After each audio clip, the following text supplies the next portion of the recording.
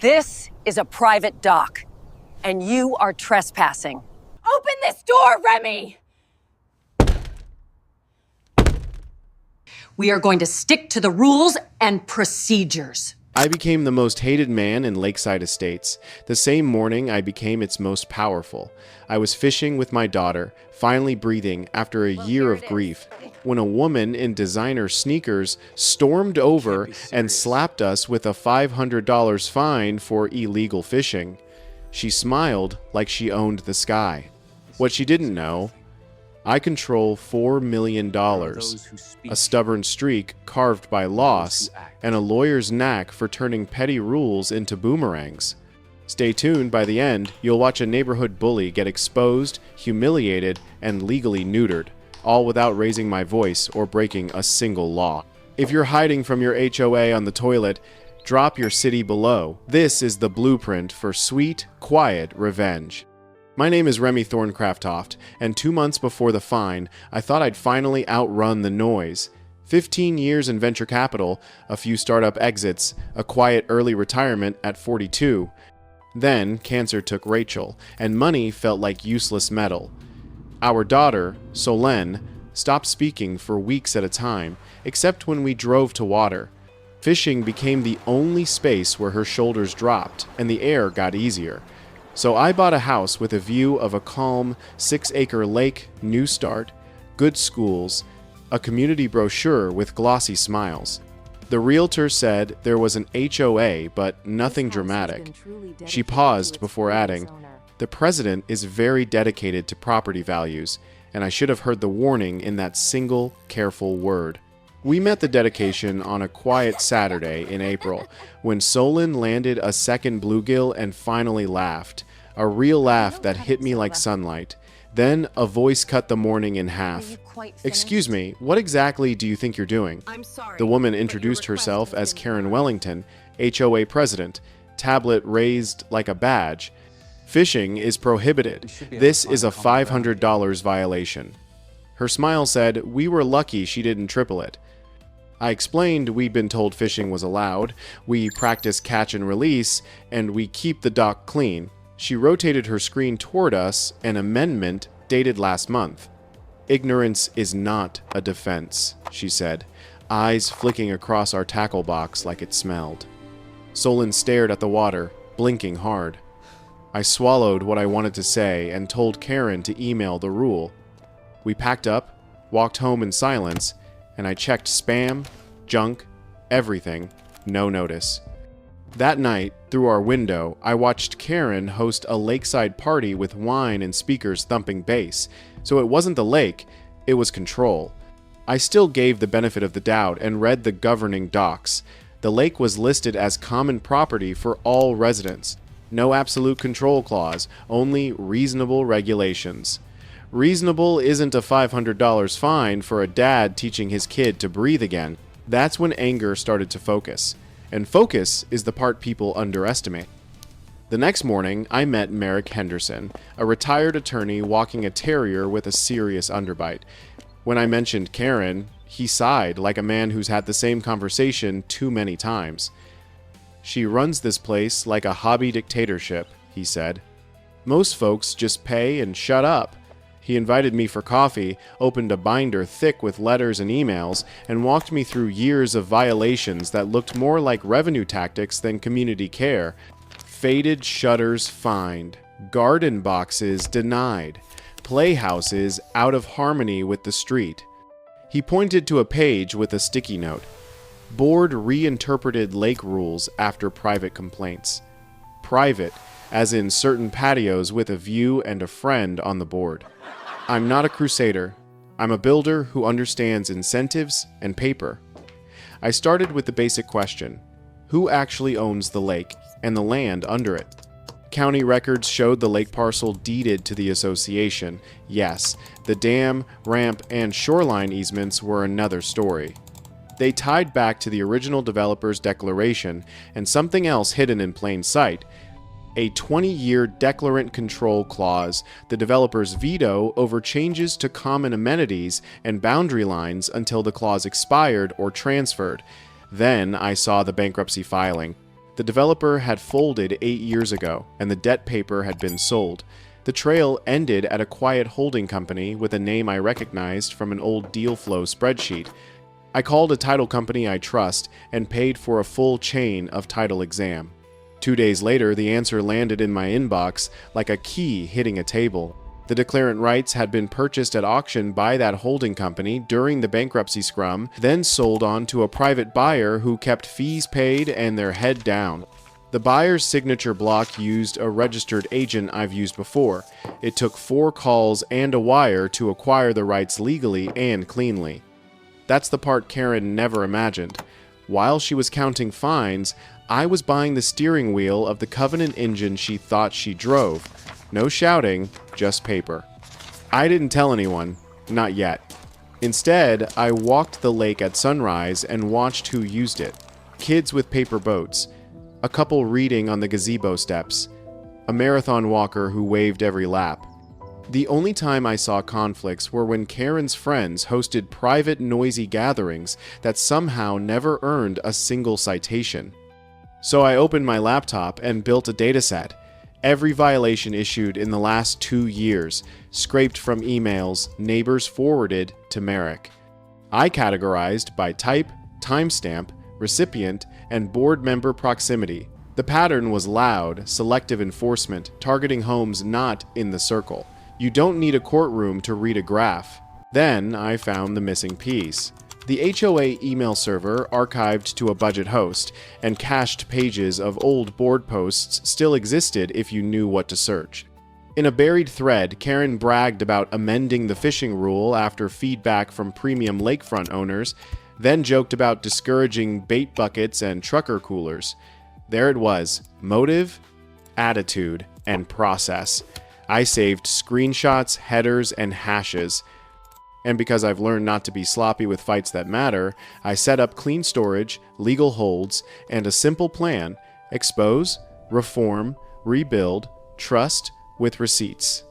This wasn't about humiliating a neighbor. It was about breaking a bad habit in front of an audience that had forgotten what good looks like. I requested to speak at the next HOA meeting under amenity concerns. Karen almost said no until Merrick cited the bylaw's open forum clause.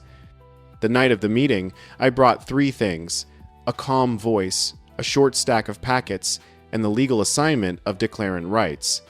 Karen opened with a victory lap about standards and prestige.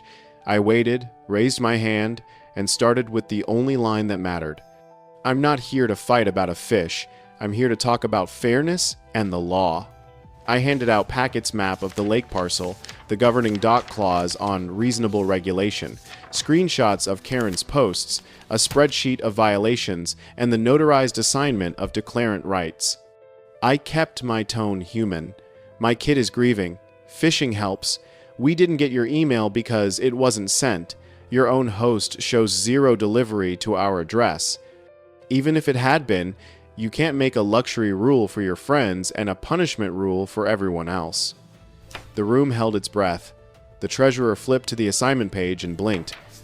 Karen tried to laugh it off legal jargon until I said, plainly, any amenity change or boundary reinterpretation now requires my written consent, per your own declaration. Consider the fishing ban void pending a proper public process. A few residents clapped. One whispered, finally. Karen started the bluster. Privacy, chain of custody, tone. I skipped the dance. Nobody's losing face. We're losing a bad system. Here's what I propose. I put 3 bullet points on the screen. Lift the fishing ban and replace it with simple catch and release rules and dock etiquette. Freeze all fines older than 6 months and submit them to a neutral audit. Elect a compliance committee with members not living on the lakefront to vote on future amenity changes with posted evidence. We're not children, I said.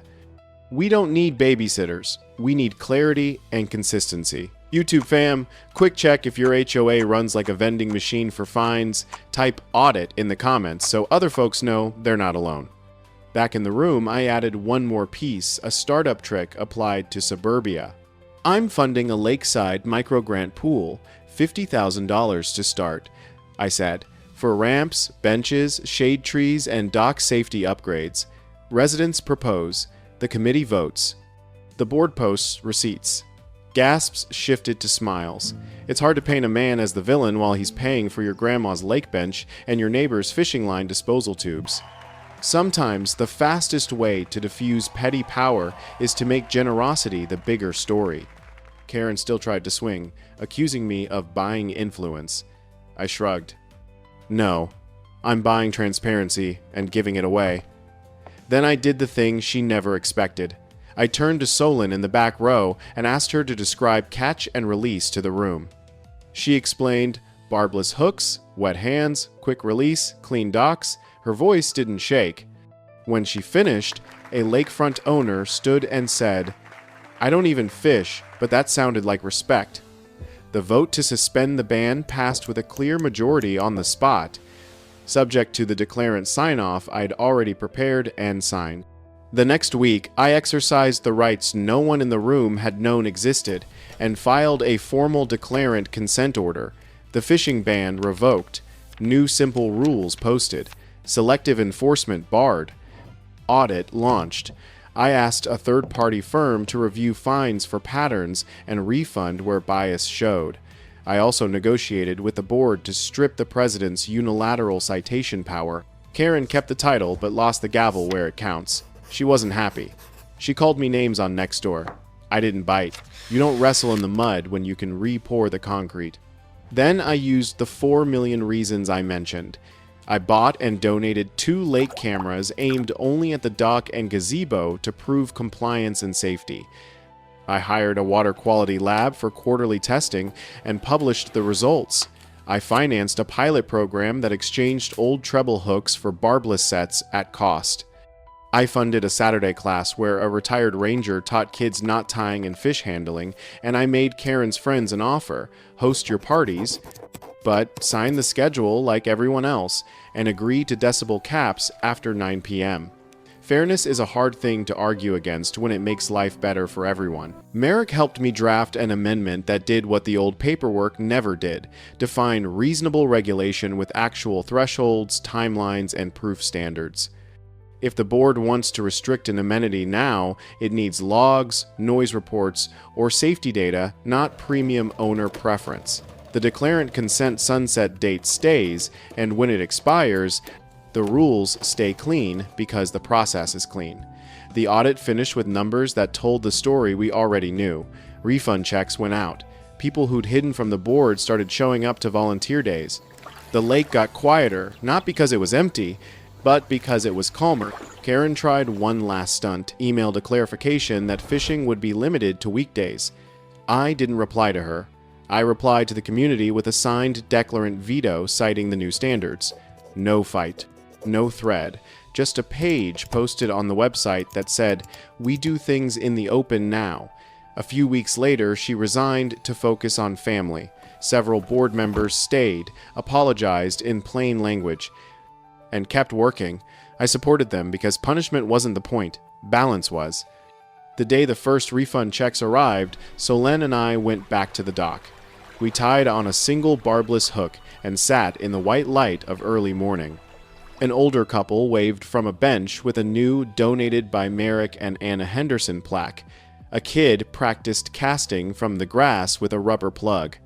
When Solon hooked a small bass and released it smoothly, a lakefront neighbor clapped once and said, "Nice form." We stood there for a second longer than we needed, just breathing.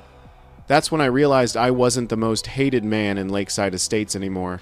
I was just another dad on a Saturday, which is all I ever wanted. If you've ever been slapped with a petty fine or shamed by a clipboard, hear me plain. Most HOA bullies run on 2 fuels: silence and confusion. Pull the records. Read the covenants. Find who actually holds the keys. When they say, "That's just the rule," ask for the vote, the clause, the evidence. And if you've got the means, change the incentives. Fund what fixes the problem. Publish what keeps it honest. And leave your ego at the curb. Bullies hate sunlight more than they love power. Drop a comment with where you're watching from and the wildest HOA tale you've survived. If this gave you a playbook or a little piece, hit subscribe. Next time, I'll show you how one email header and a $63 filing fee unraveled a mandatory pool pass racket and put money back in 27 pockets. Until then, keep your hook barbless, your receipts organized, and your voice calm. That's how you win a lake without losing your soul. I didn't sleep that night. If you've ever stared at your ceiling and mapped out a fight move by move, you know the feeling: cold focus, zero noise. By sunrise, I had a whiteboard covered in arrows, Meridian's lease expiry, Karen's shell companies, our data on selective enforcement, and one giant box circled in red: by the lake. Question for you watching: if someone fined your kid for fishing, would you go petty or go surgical? Comment surgical if you're with me, because this was never about a $500 slap. This was about cutting the fuel line to Karen's entire machine and leaving her smiling into a dead camera. Timing mattered. Ego mattered more. We'd let her climb the stage, grab the mic, and only then drop the curtain with the deed in my pocket and the community at my back. Step 1. Intel that sticks in court and in the court of public opinion. Samuel granted me view-only access to his 10-year archive, and I layered it with fresh evidence from residents joining our secure chat. We logged dates, violations, outcomes, and resale trails into Karen-owned LLCs. Patterns screamed. Young families, new arrivals, and homeowners of color were oversighted by factors that no random enforcement could explain. Meanwhile, the premier lakefront circle showed a 70% lower citation rate during party season. I packaged the charts into clean, punchy visuals, no jargon, just lines that any neighbor could point to and say, "That's me." When you confront power, bring receipts people can hold in their hands, not just in a cloud. Step 2. Meridian. Distressed seller, short runway, no time for drama. I called a title attorney I trust and set 3 conditions for an all-cash offer: 30-day close, seller covers transfer tax, and a confirmatory estoppel from the HOA acknowledging the lease's true expiry date. If you're learning as you listen, star this play. Estoppel is the paper that stops future "we didn't know" games.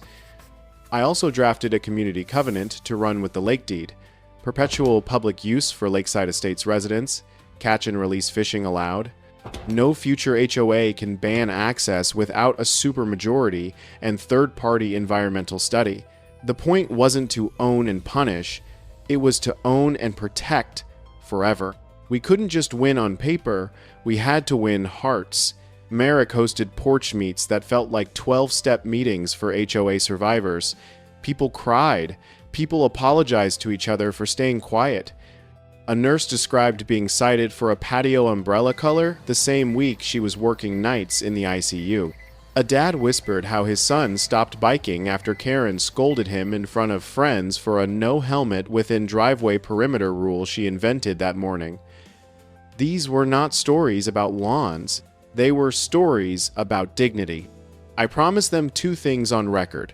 If I bought the lake, access would expand, not shrink. If we reformed the rules, they'd be written in sentences a 6th grader could understand. The spark came a week later. Karen announced a special assessment for lake preservation, $1,200 per household, claiming Meridian demanded environmental indemnity to renew the lease. We already knew Meridian wanted cash, not indemnity. She was padding a war chest for her private buy. The room went still. Samuel tapped his phone and sent the lease page to our group. No indemnity clause, no special assessment authority without a vote. We let her enjoy the applause from her circle. 3 days, we said. 3 days to let the rumor mill cement her promise to creditors and cement our case for misrepresentation. While Karen sold fear door to door, I sold clarity. I booked a quiet conference room at a downtown title office and invited Meridian's asset manager and counsel. No theatrics, just a binder, labeled simple. Inside, proof of funds, my draft deed covenant guaranteeing resident access, and a firm close date in under 30 days. I also included a 1-page quiet close cooperation clause. Meridian would notify the HOA of non-renewal only after escrow opened, preventing sabotage. The asset manager's eyes softened at all cash and clean title. Desperate companies don't love drama, they love wires that land on time. While escrow opened, we built cover for the community so Karen couldn't retaliate. Merrick filed an open records request with the city about any pending shoreline variances. Samuel sent our charts to 3 neighbors who'd once defended Karen online. 2 changed sides publicly after seeing their own names in the citation imbalance. I funded a private P.O. box for anonymous statements and paid a paralegal to notarize and index them. Nothing undermines a bully like a chorus of ordinary voices lined up in order, dates and all. And because we fight with light, not fear, we recorded a short explainer video, no faces, just facts, and sent it to everyone on our list with the subject line, "What happens if the lake is sold and how we keep it ours?" Karen escalated. She issued a temporary weekend fishing shutdown pending safety review, which was code for "Punish Remy now." Instead of taking the bait, I walked Solon to the lake with no rods, only gloves and a trash bag. We spent an hour picking up bottle caps, party confetti, and a broken champagne cork near the gazebo Karen's crew used. I posted a photo of the full bag with a caption, "Love the lake? Prove it." Neighbor kids joined. Lakefront owners waved. When she tried to frame me as the rebel, the picture made me look like the groundskeeper. Optics don't win cases, but they win neighbors. Then came the leak. Robert Chen texted me a screenshot. Karen's lender offering bridge financing secured by future lake development rights. Future rights she didn't own. Risky paper sold by confidence. Good lenders check, bad lenders trust. I called Meridian and gently explained public relations nightmares. They confirmed a fact every distressed seller eventually says, fastest clean money wins. We drafted a brief press clause, no announcements until recordation, and wired the earnest deposit. To the watchers in the chat, the moment your signature hits escrow, don't gloat. The loudest thing you can do is nothing until the stamp is dry. Karen called an emergency HOA meeting to push the assessment through. We packed the room with calm people and printed 10 copies of the lease's sunset date in 24-point font. Samuel read a 2-minute statement on selective enforcement, citing 3 case numbers, then sat down. When Karen banged the gavel and declared the assessment passed, Merrick stood and cited the bylaw's vote quorum requirement she had skipped. Someone filmed it. We didn't shout. We smiled. Because by then, the title office had already messaged me one line that felt like a heartbeat untying a knot. Escrow clear to close. Closing day was quiet. I signed the deed covenant, preserving resident access. Meridian signed the special warranty deed. Escrow recorded at 10:07 a.m. The lake and the ground beneath the water moved from a desperate developer to a private trust I created in Rachel's name with one mission: keep this water open, clean, and sane. I walked out of the title office, texted Samuel and Merrick, a single fish emoji, and drove straight to the dock. Solon was waiting with 2 barbless hooks and a pack of soft plastics. I didn't make a speech. I tied a knot. Then I sent the only email that mattered: notice of lease non-renewal and resident access covenant to every homeowner. It explained 3 things in simple language. 1. Meridian's lease had expired and would not be renewed. 2. The lake now belonged to the Rachel Thorncraft Toff Trust, which granted perpetual use to lakeside residents for fishing, walking, and quiet gatherings. No fees, no passes, just respect. 3. All future rules would be posted, voted on by a mixed committee, and measured by data, not feelings. The final line: the water belongs to the people who love it. Act like it. Karen tried to spin. She posted that a hostile takeover had stolen a beloved asset. I replied with the recorded deed, the covenant pages, and a promise. The trust would fund dock repairs, add fish habitat structures, and install line disposal tubes within 30 days. I announced the Solon Saturday program monthly clinics for kids on safe handling, knot tying, and catch and release run by a retired park ranger and a local biologist, Samuel New. I also invited lakefront owners to join an early morning advisory walk. Half showed up, coffee in hand, and by the end, they were suggesting shade trees and a bench named for a neighbor we'd lost last winter. Karen's narrative didn't stand a chance against free benches and happy kids. The assessment collapsed under quorum rules and embarrassment. Creditors started calling Karen about development rights that didn't exist. Her allies, seeing the floor give way, resigned with statements that bordered on apologies. We didn't dance on her career, we did the work. The audit committee opened the books, refunds went out, selective enforcement died quietly in a spreadsheet every neighbor could download. I kept the declarant consent tool in my pocket for only one reason: to kill any attempt to smuggle in new bans without evidence. I used it once to veto a weekend-only fishing hours test with no data, and then published a clear alternative: noise caps after 9 p.m., barbless hooks, and no chum. Order, not control. Here's the part I didn't expect. People who'd avoided each other started talking again. A lakefront retiree offered to fund a memorial tree for Rachel by the gazebo. A teenager organized a shoreline cleanup for service hours and stayed an extra hour just to cast with Solon. Merrick, formerly the neighborhood curmudgeon, became the bench dedication MC. Samuel got calm. Precise Samuel gave a 2-minute speech about stewardship that ended with the room clapping on its own. We didn't just buy water, we bought back trust. To the thousands of you watching, this wasn't a flex, it was a plan. If you take anything from, take this checklist. 1. Map ownership, not rumors, deeds, leases, easements. 2. Track patterns: who gets fined, when, why, and what happens next. 3. Use timing. Let a bully overspend social capital, then change the game in one recorded move. 4.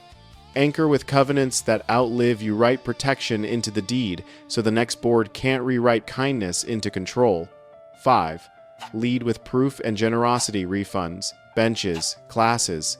Kindness backed by paper beats bluster backed by nothing every single time. By the time the sun set on closing day, Solon and I had released 4 fish and kept one promise to make this place gentler than we found it. The dock boards were still warm when she leaned on my shoulder and said, "It feels lighter here." She wasn't wrong. The lake looked the same to everyone else. To us, it was new water. If this story gave you a blueprint, drop Lake 1 in the comments and tell me your HOA's wildest rule. Part 3 is coming, and we're taking on Karen's last card, her shell company land grab, and how one quiet lean search shut down a 7-figure flip before it started. Stay close. Bring a pen. I didn't just plan to beat Karen. I planned to erase the playbook she'd been using to choke this neighborhood for years.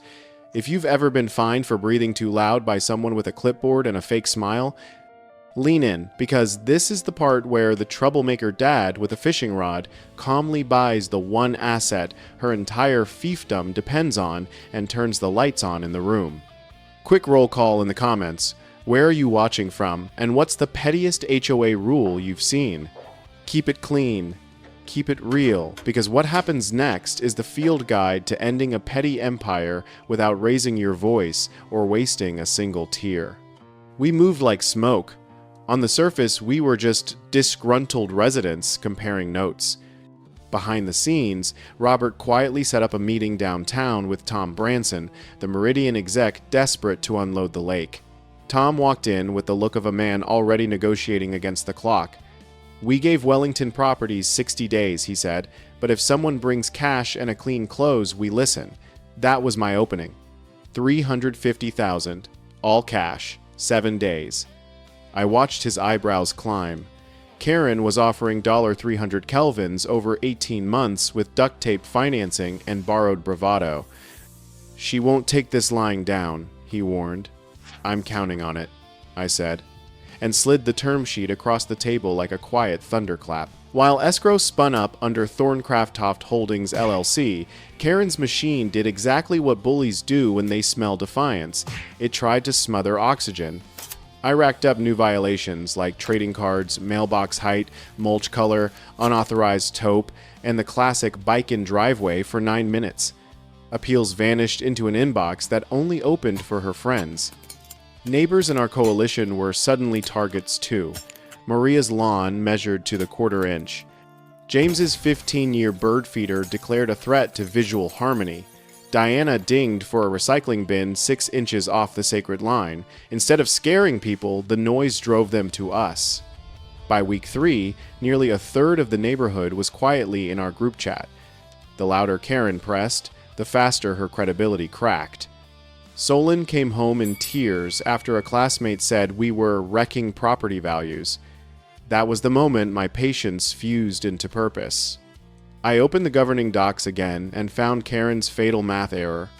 Her special assessment for lake improvements required a 75% homeowner vote, not the lazy simple majority she'd thrown around like confetti. She was steamrolling rules while calling everyone else reckless. The same night, the environmental report cleared, Meridian accepted our offer, and my wire queued up. I called Samuel. He offered to float an extra 50 grand if needed. We don't flinch, he said. We finish. 48 hours later, the deed was ours, 6 acres of water plus 10 feet of shoreline. Not the HOA's, not Karen's. Ours. Karen scheduled a glossy reveal, elevating Lakeside Estates a premier vision.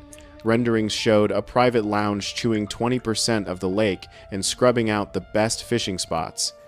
She was about to sell the community a dream built on land she didn't control and money she didn't have.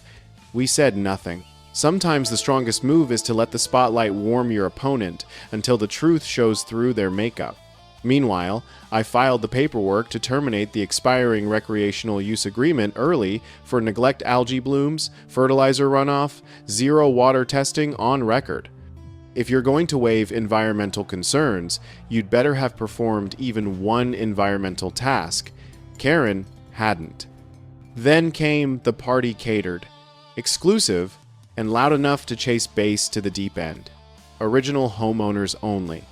Wine bars at both ends of the lake. Perfect. I walked in with Merrick, Samuel, my attorney, and a uniformed officer looped in ahead of time. Karen tried to snatch the mic. I held it and smiled. Good afternoon. Quick clarification. As the legal owner of this lake and the 10-foot perimeter you're standing on, I need to ask everyone to wrap it up. You're trespassing. Silence fell like a curtain. I held up the deed. Recreational agreement terminated today for cause, and it would have expired in 28 days anyway. Officer Reynolds is here to help this end peacefully. 15 minutes should be plenty. You can't do this, Karen spat, color draining and returning in waves. The community has rights. You had permission, I said, calm. That permission died of neglect and bad faith. People began packing in, stunned quiet. A man I'd never met leaned over. About time, he whispered. And then the look shifted to her. Bullies count on crowds. But crowds count on results, and her results had always been fear and fees. That night, we posted private property restoration in progress signs and announced a press briefing. The lake would become a conservation-first learning space for kids with quarterly water testing, habitat structures, and real guardrails anyone could read in 5 minutes. Karen lunged for the courts and the mayor. The lawsuit died at intake against a deed and a dead lease.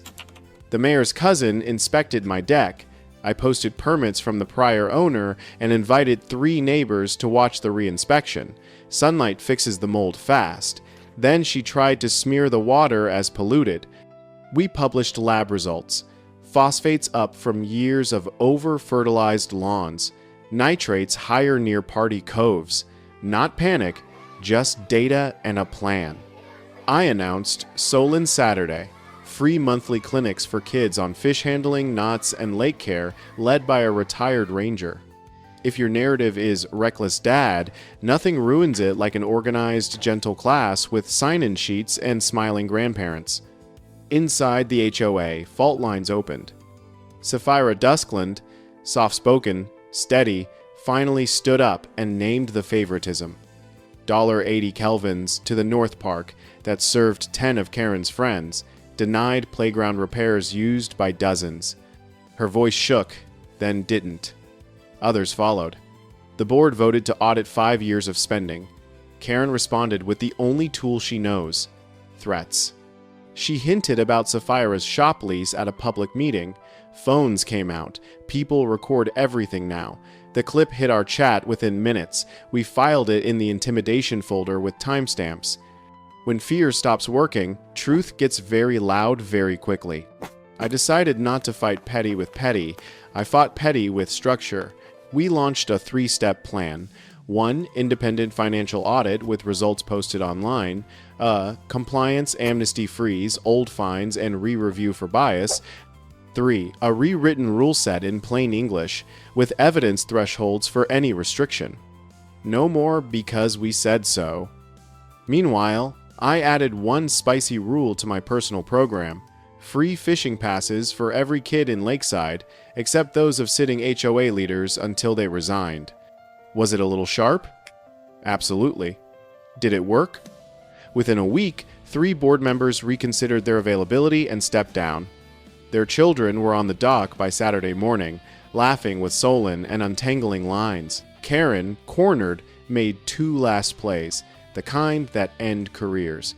First, she tried to bribe Merrick, a retired ethics attorney. "I can make your violations disappear.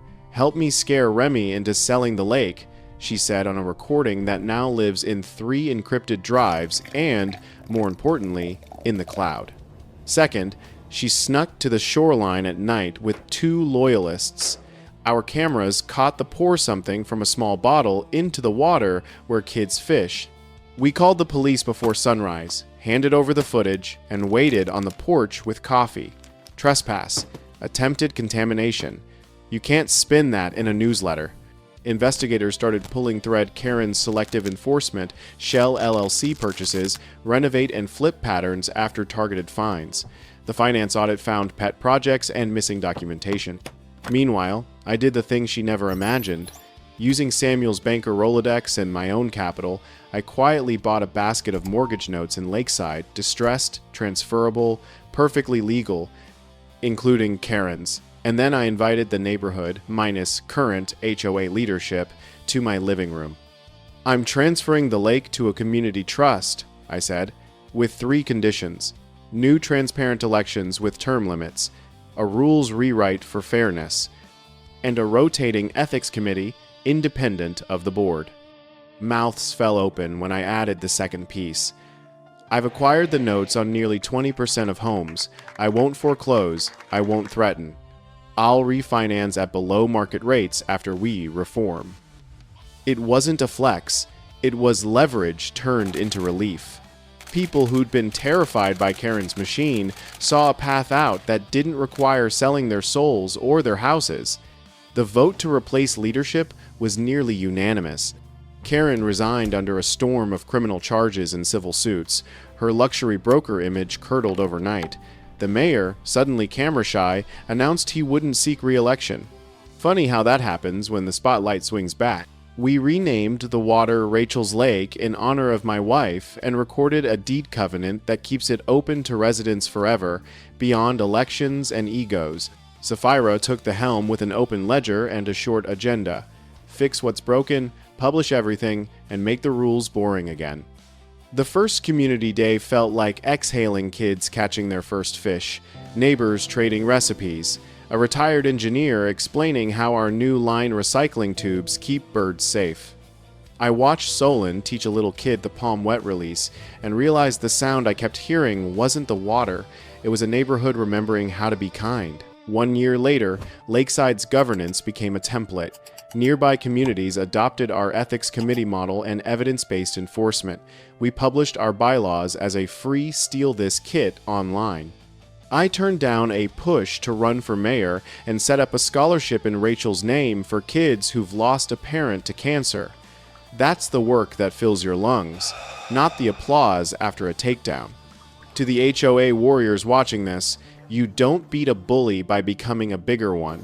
You change the incentives, codify the sunlight, and give people something better to belong to. Here's the takeaway. Clean and sharp. Map ownership.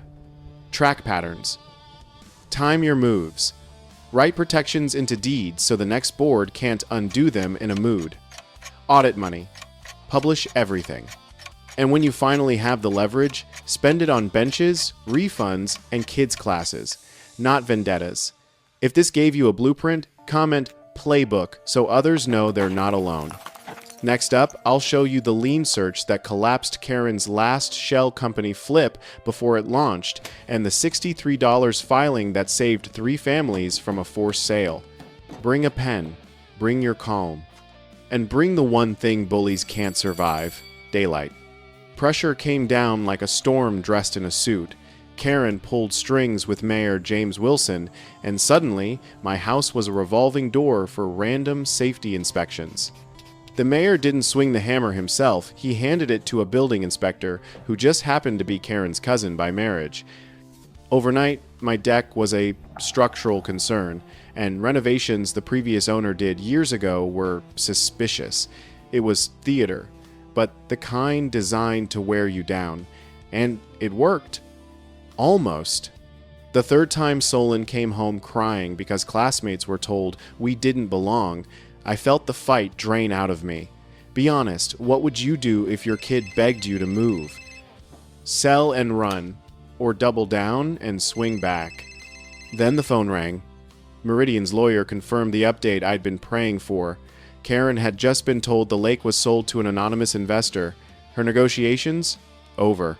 Within hours, she was on my porch, composure cracking like ice. What did you do? No, hello, no fake smile, just rage. I shrugged. Heard the lake sold. Hope the HOA makes friends with the new owner.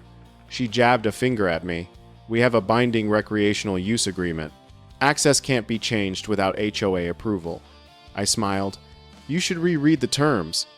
It expires in under 30 days. Renewal is at the owner's discretion. Watching the color drain from her face? Priceless. Would you have told her more or let her stew? The next 24 hours were chaos cloaked in confidence. Karen called an emergency HOA board meeting closed door. No residents, just her inner circle. Our network fed us every frantic move.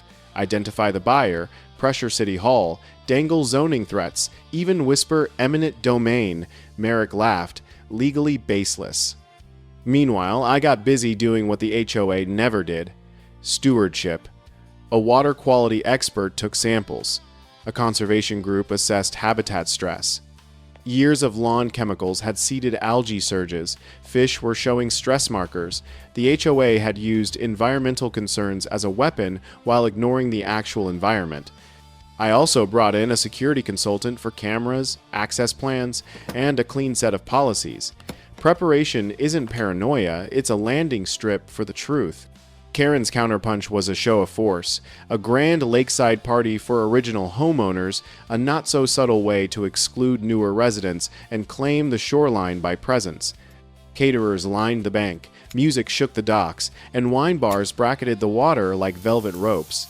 What she didn't know, my attorney had already filed to terminate the recreational use agreement early for multiple maintenance violations well within our rights and confirmed by the conservation findings. Even if we'd done nothing, the agreement would expire in 28 days. But symbols matter, so I chose that Saturday as the day the mask came off. If you'd been me, would you crash the party or wait in the shadows? I arrived at the peak of her performance with Merrick, Samuel, my real estate attorney, and a calm local police officer who'd been fully briefed. Karen tried to snatch the mic. I held it. Good afternoon. Beautiful weather for a community gathering. Murmurs. Quick clarification, this isn't a community space.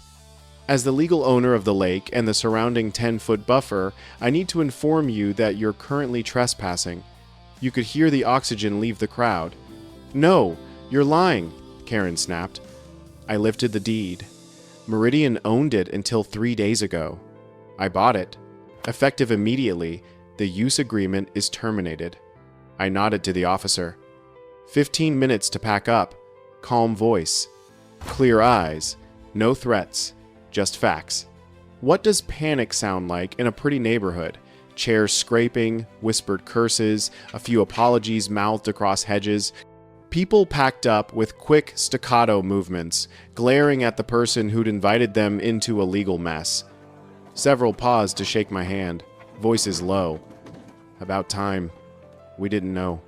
By week's end, no trespassing signs ringed the shoreline, cameras blinked from discreet poles, and a patrol schedule clicked to life.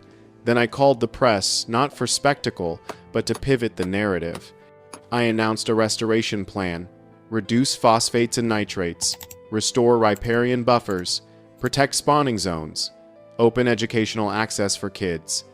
When the renderings of Karen's chopped-up lake leaked her members-only lounge, her real estate cut public opinion wobbled, then slammed sideways. Karen lashed out the only way she knew how: litigation and lies. She filed a suit claiming destruction of community value. It died in its first hearing under the weight of a clean deed and an expired agreement. Next came punitive HOA proposals, fines, restrictions, lien threats. But something had changed. Residents asked new questions. Whose value? Whose rules? Why were common funds following Karen's friends like a shadow? At the next meeting, Sapphira Dusklin stood and shook, but spoke. She detailed $80,000 poured into a Northside park, serving 10 of Karen's closest allies, while basic equipment for the main playground was denied. One voice cracked the dam. A dozen followed. An independent audit motion hit the floor like a gavel. Irregularities surfaced like trash in low tide. Selective enforcement, vendor oddities, friendly contracts. I didn't gloat. I added leverage. I launched kids fish-free passes for every child in the neighborhood except children of current HOA board members. Petty? Maybe. Surgical? Absolutely. The board's power didn't live in bylaws, it lived in social deference. Break that spell and the throne looks like a folding chair. That week, Veronica Palmer, once Karen's loudest echo, found my doorstep. "My son wants to fish. He heard about a junior conservation program." I smiled. "It's open to families not serving on the current board." She smiled back, brittle as sugar glass. 3 days later, she resigned, for personal reasons. 2 more followed. Cornered, Karen reached for corruption. She offered Merrick a deal: wipe his violations clean, give him a paid seat on a restructured board if he pressured the anonymous owner to sell. "Scare him with insurance and environmental liabilities," she said. Merrick, retired ethics attorney, nerves of steel, recorded the call. We listened to it together. The way you watch a sunset you know ends in thunder. "Rule 1 of villains," he said, grinning. "Don't bribe the ethics guy." Days later, our night cameras caught Karen and 2 board members sneaking to the waterline with a small bottle. They poured something in. The footage showed faces, hands, labels. Police called it what it was: trespass, an attempted environmental contamination. Handcuffs tell their own stories. Investigators pulled on that thread and found a sweater. Financial reviews uncovered misappropriation patterns, sweetheart projects, and evidence of strategic property suppression. Flood a family with violations, force a sale, route the deal to friends. Community patience snapped.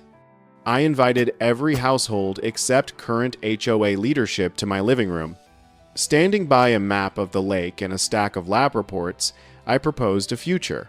Transfer the lake into a community trust, with 3 guardrails, term limited, transparent HOA elections, a ground-up regulation review to eliminate selective enforcement, and an independent ethics committee with rotating ordinary residents.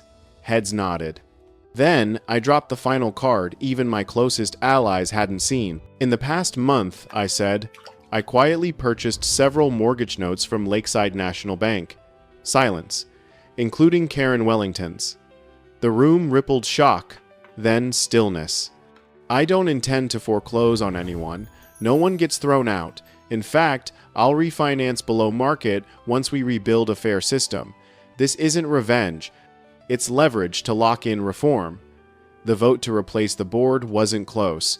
Karen resigned under a rain of lawsuits, ethics complaints, and criminal charges. Her real estate firm slid under an investigation spotlight. Properties she thought she could flip turned radioactive. Buyers ghosted her listings. Funny thing about power, it evaporates when you stop believing in it. We elected Sapphira president. The bylaws got sunlight, term limits, posted ledgers, open hearings, published votes. I transferred the deed to a new trust with ironclad access rights and conservation requirements. We renamed the water Rachel's Lake after my late wife, the one who loved quiet mornings and stubborn hope. 3 months from the first inspection scare, families stood shoulder to shoulder on the dock for community fishing day. Kids laughed, lines sang, neighbors traded recipes and forgiveness. That evening, Solon leaned into me, eyes bright. "Mom would be proud," she whispered. A year later, nearby HOAs copied our ethics model. The mayor didn't seek re-election. Someone asked me to run. I said no and built a scholarship in Rachel's name instead. Here's the real lesson. You don't beat bullies by becoming a bigger one. You change the rules and you keep the receipts.